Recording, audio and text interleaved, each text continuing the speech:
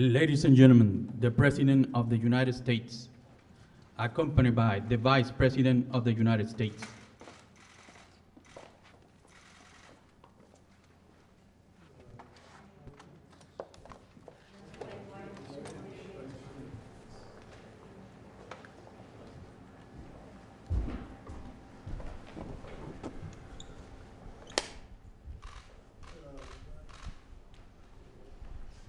Well, thank you very much, and we're here to talk about a very important subject, education, but also opening our schools. And we have some of our great teachers and parents and a very representative group, and we also have some extraordinary experts with us. I'd like to maybe start off by asking our Vice President to say a few words, and then if you would, Betsy and Kellyanne, and we'll go around and talk to some of the parents and teachers. And thank you all for being here very much. Appreciate it. Please. Well, thank you, Mr. President. I want to thank all of the educators and leaders who are here and a part of a conversation. President Trump made it clear from the time that we made our way through the difficult days of 45 days to slow the spread. The President said we want to work with states to open up America again. But to open up America, we've got to open up America's schools.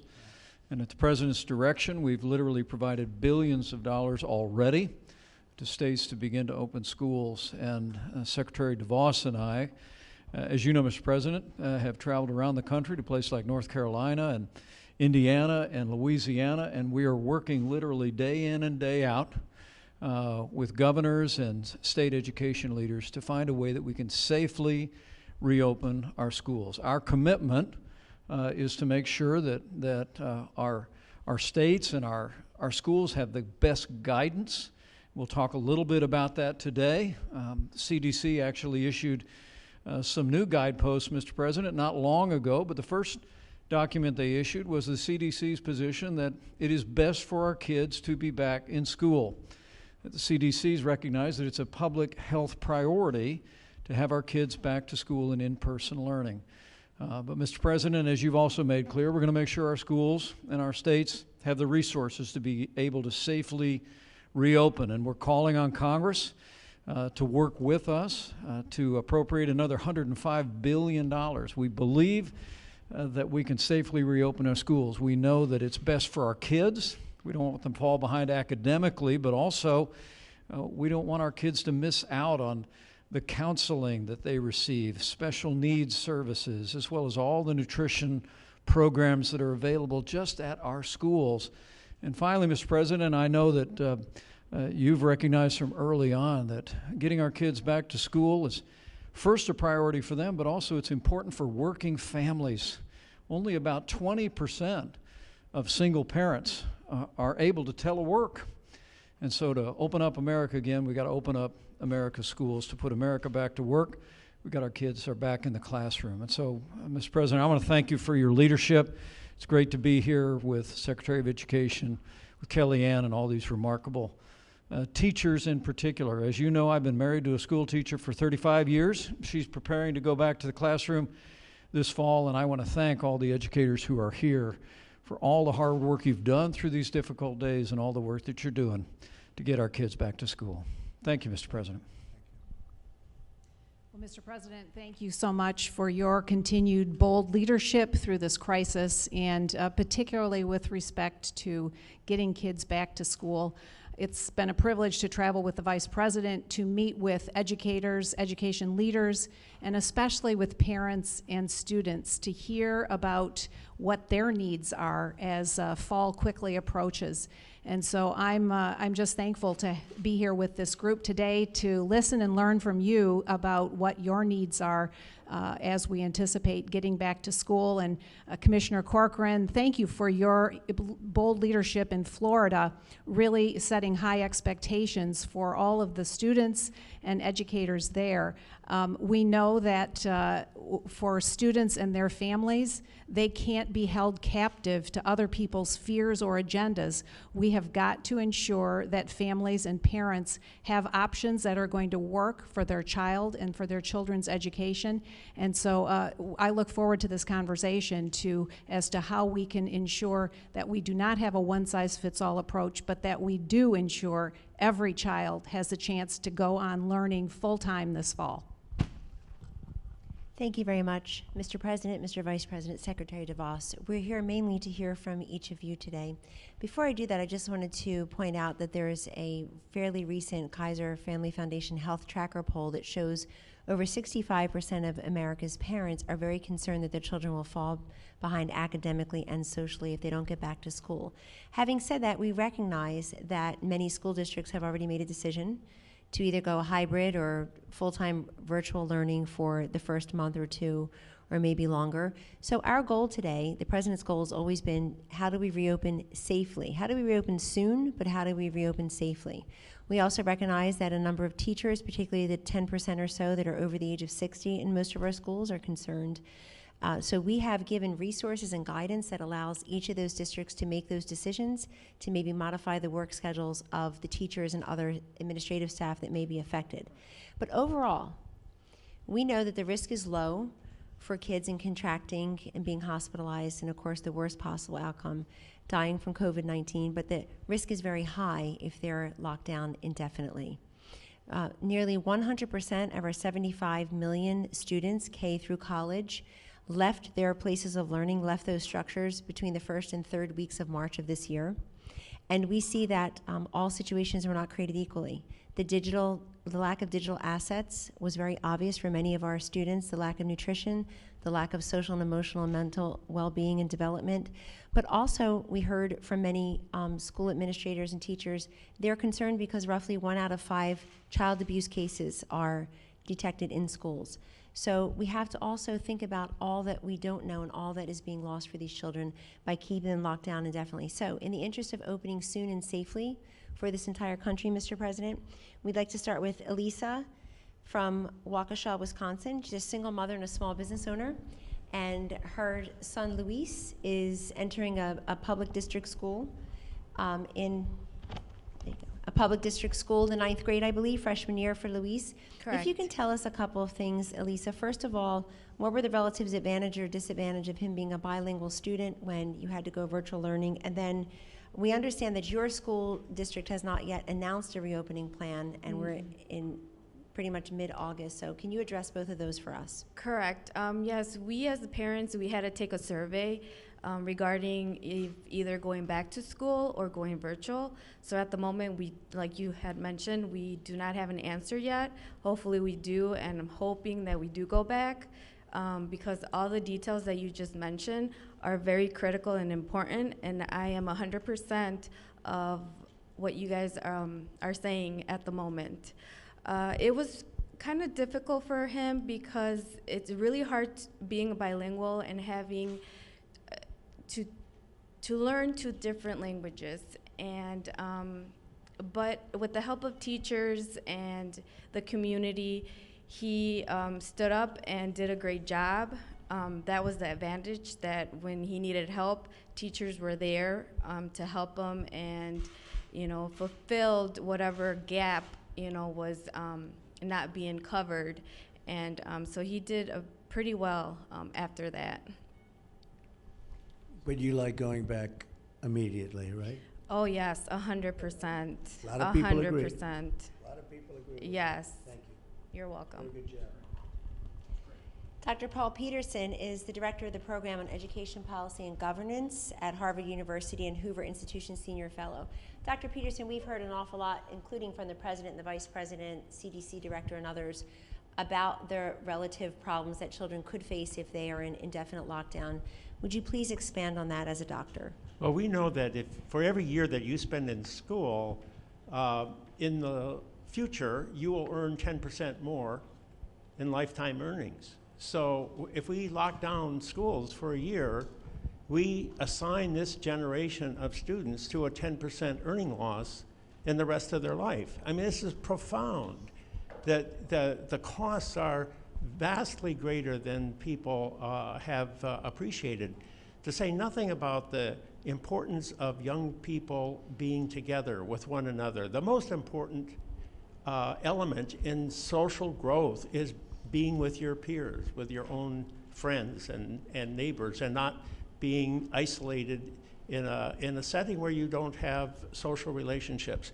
To say nothing of the medical costs of being isolated and not, I remember when I was a child, I had, the teacher said, he can't see, he needs glasses.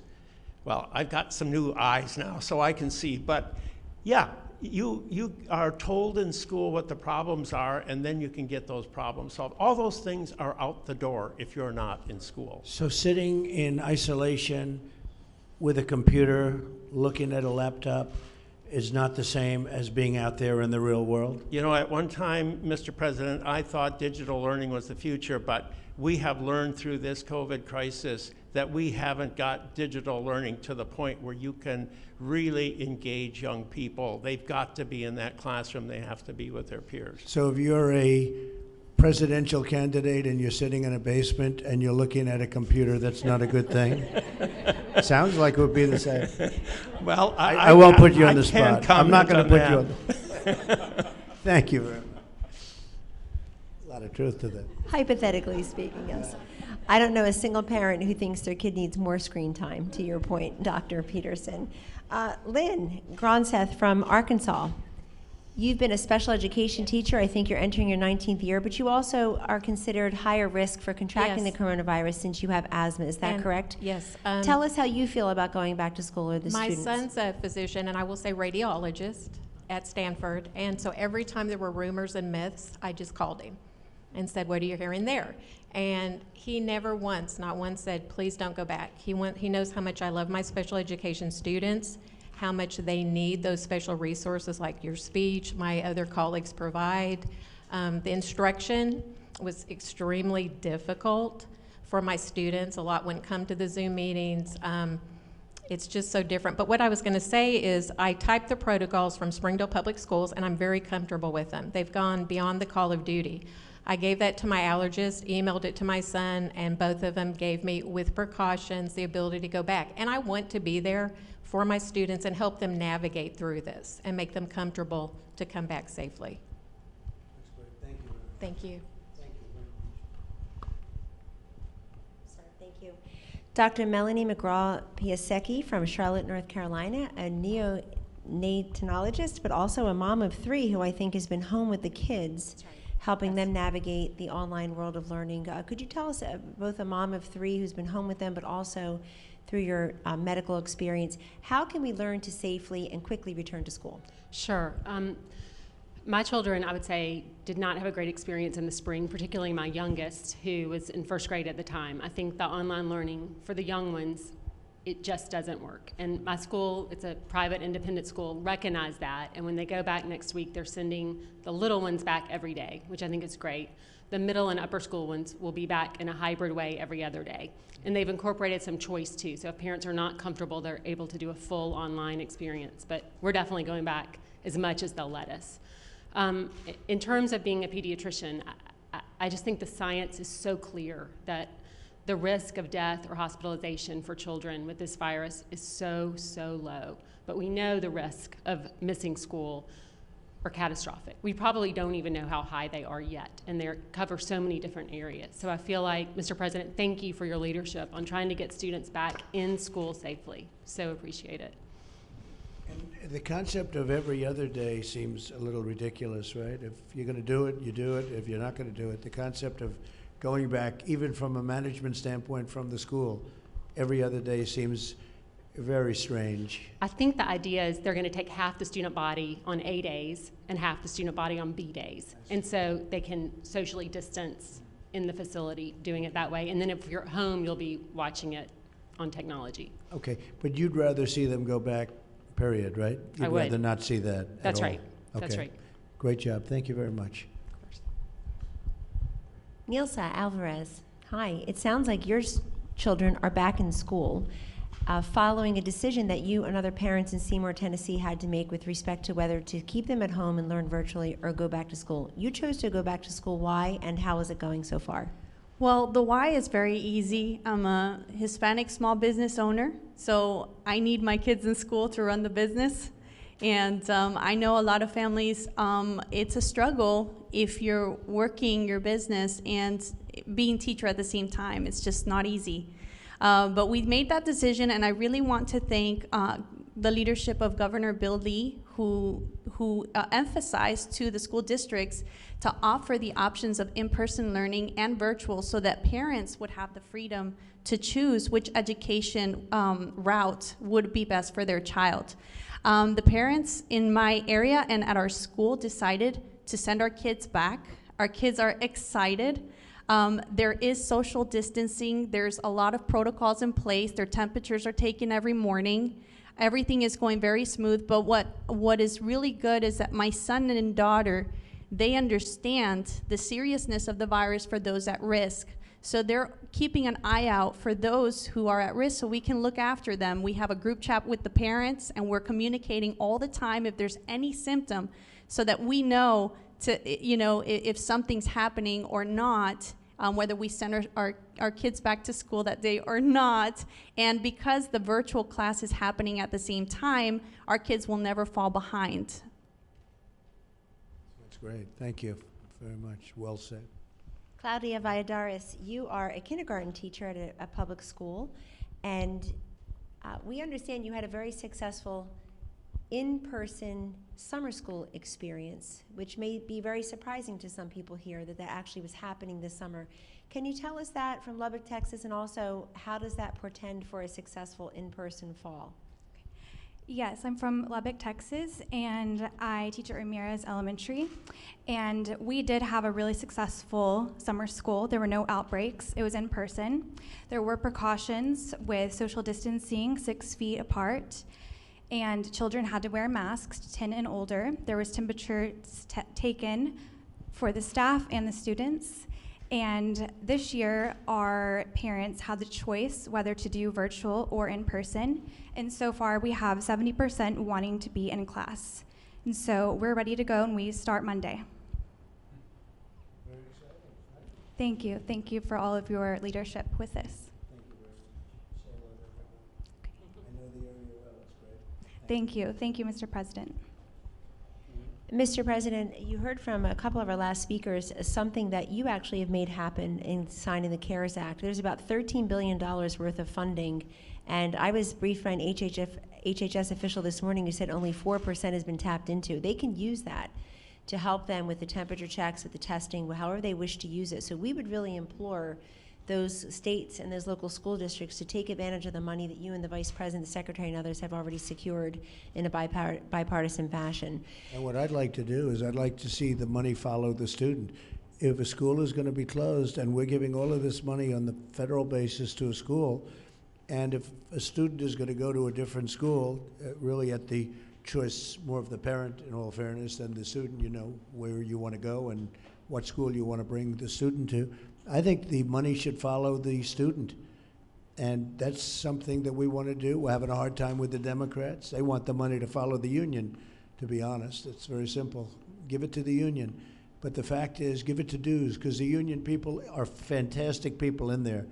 But the people that run the union, it's disgraceful, and the dues that they charge the teachers, and that's what it's all about. So I would like the money to follow the student, and this way you can make your own choice. If the school is closed, you know, why are we paying? If a school is closed, why are we paying the school?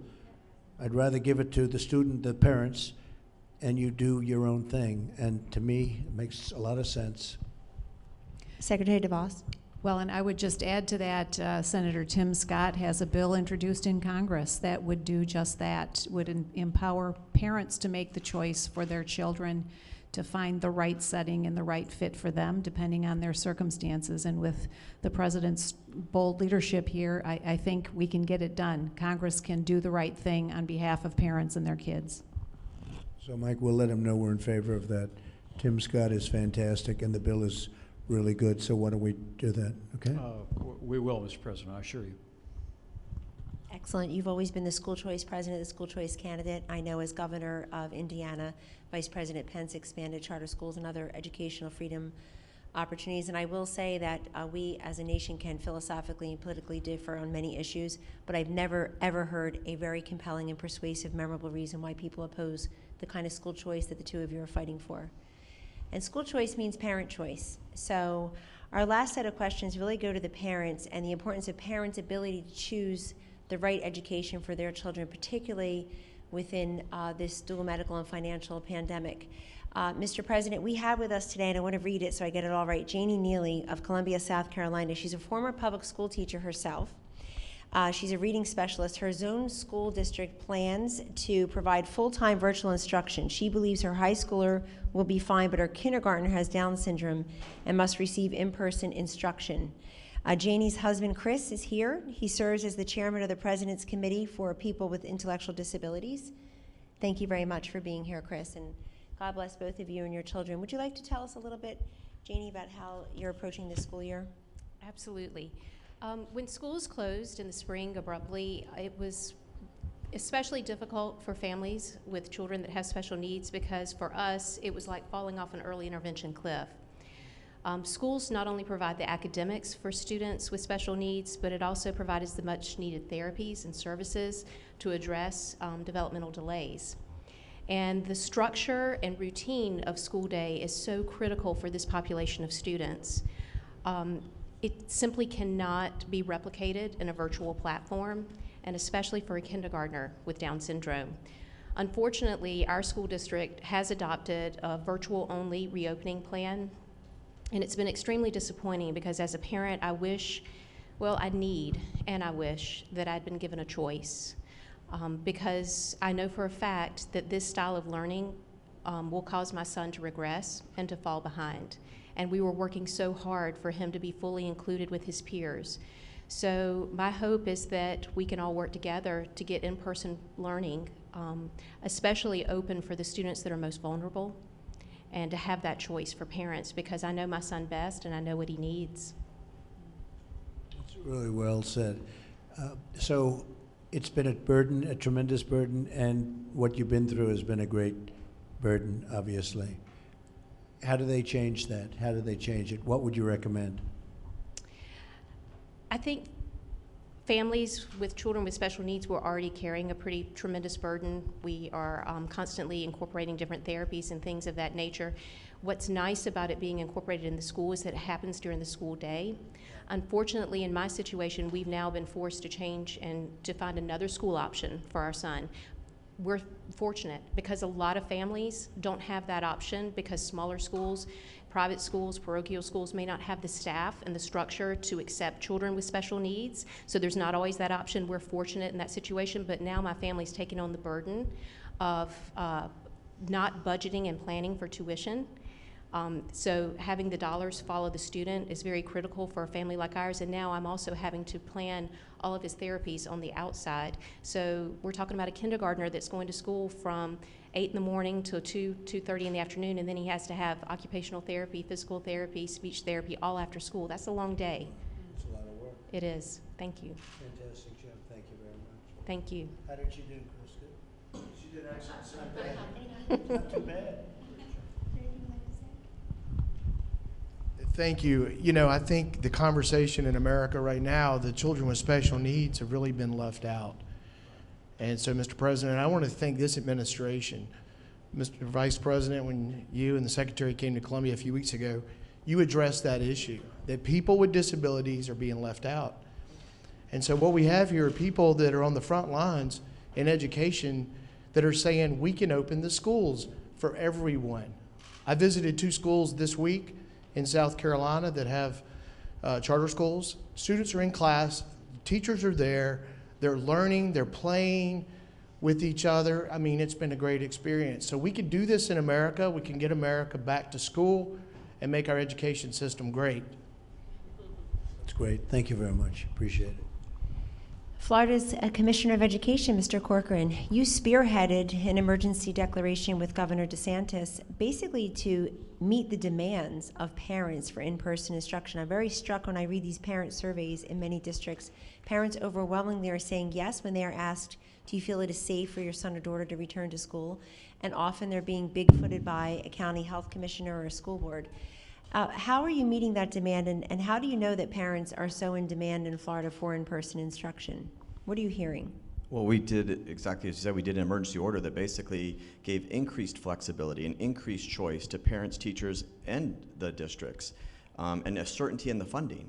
But if you're not, and what we were saying and what got reported, the same day you said open school, so they said we colluded. I wish I colluded with you. That sounds like a good idea. They like that word. But we opened up, we said you have to open up as an option 5 days a week for school children.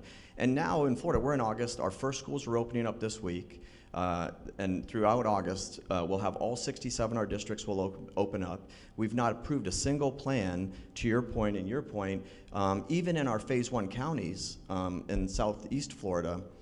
We've told them, you better open up for children with unique abilities on day 1. You cannot do virtual therapies. You can't do virtual, and we just had a forum the other day with another parent who had a Down's child, and he just thrives when he's around other kids, and when he's at home, he's literally being diagnosed with depression because he's not around kids. They have to have that right away. And so we'll open up, and the great news is we'll have probably, already we have 13 districts that open up this week. Of those 13 districts, this is the amazing thing, to your point, we are being sued by the union bosses, and they are disgraceful, absolutely disgraceful. And so we have multiple suits going. But the reality is, of the districts that opened up this week, 6 of them have almost 100% teacher participation. You know what teachers want? Teachers want to be back in the classroom with their kids. Even if they have an underlying condition, they want to be back. And that's what we're seeing in Florida. And when we get to August 31st, all the districts open up, we're going to have probably 70 to 80% of students in face-to-face options, and we'll have more than that percentage in teachers in the classroom with their students. And there's just no substitute for it. You hear it.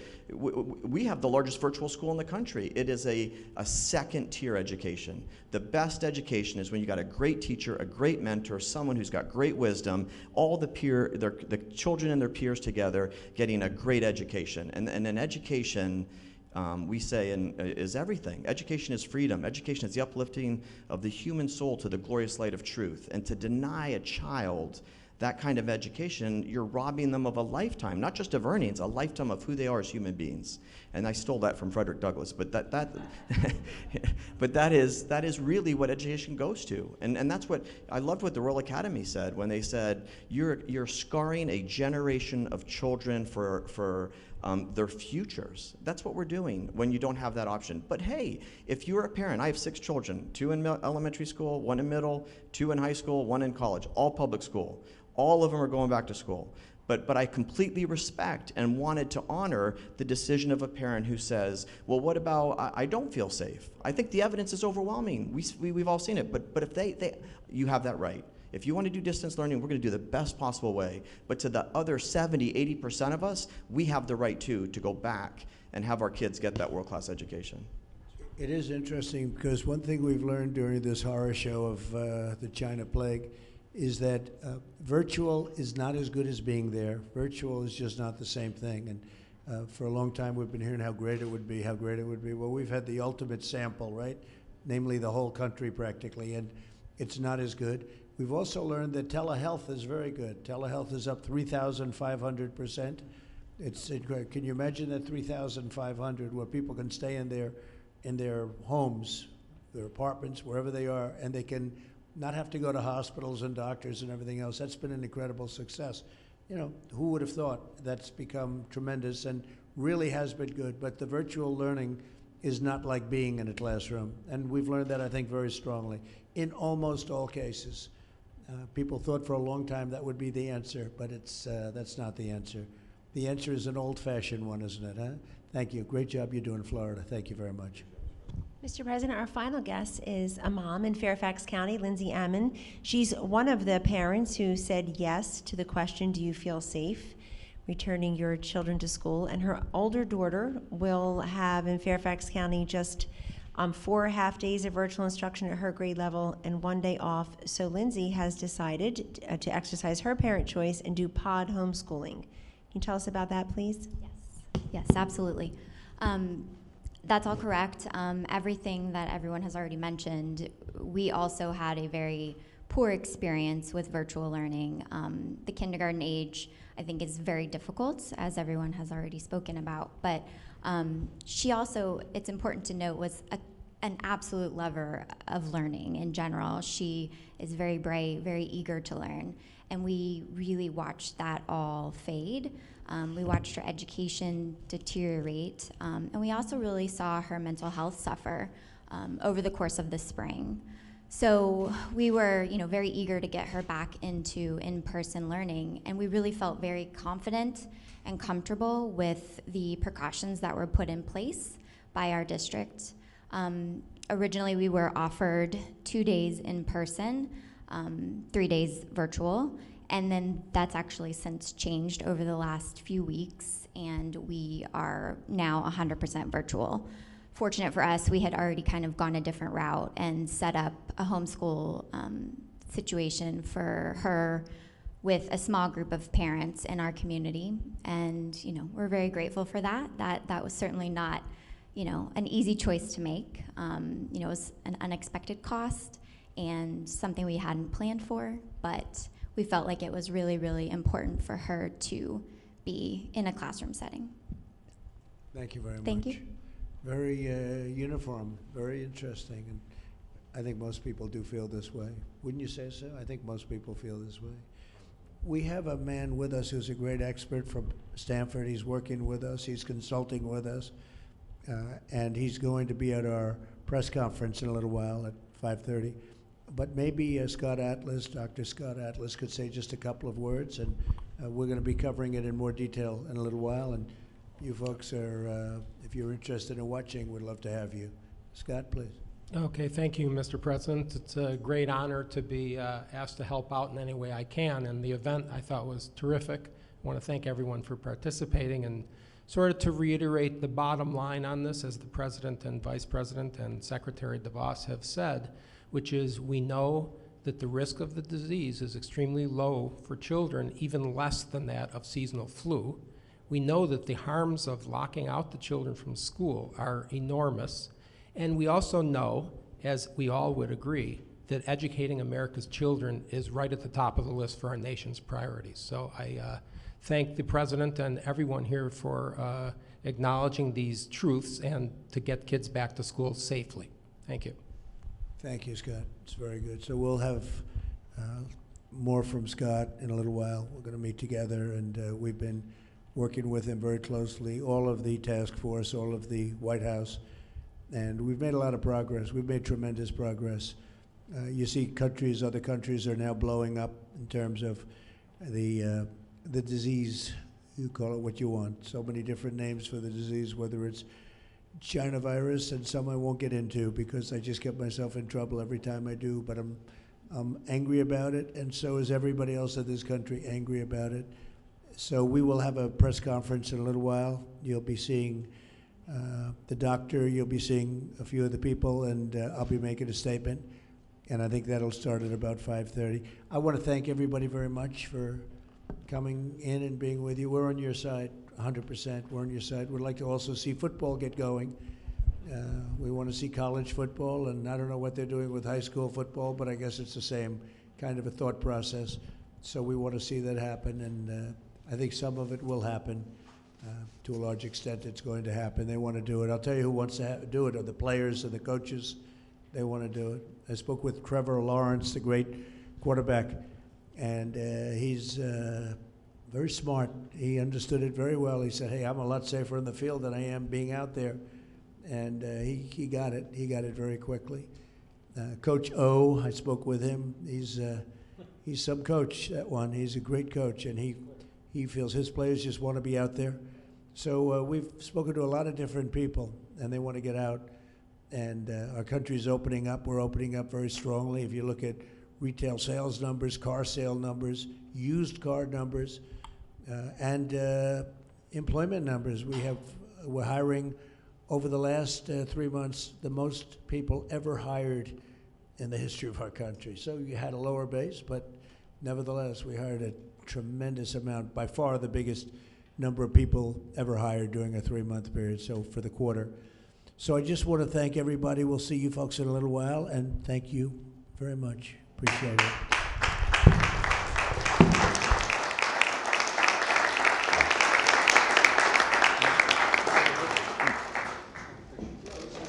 Mr. President, what do you say to the families that don't feel safe with their kids going back to school? We'll talk about it in a little while.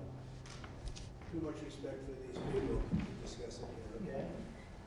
Would you like to get in here, husband? Come on, Chris. Would you like to get over? Come on over. Good to see you. You did a much better job.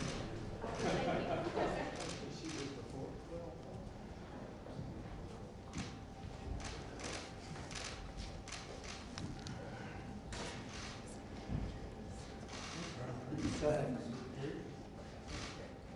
Thank you very much. Thank you very much.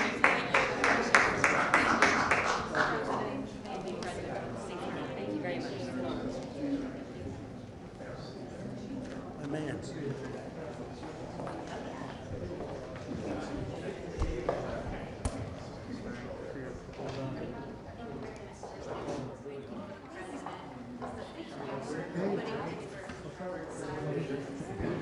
All right, guys, let's get moving.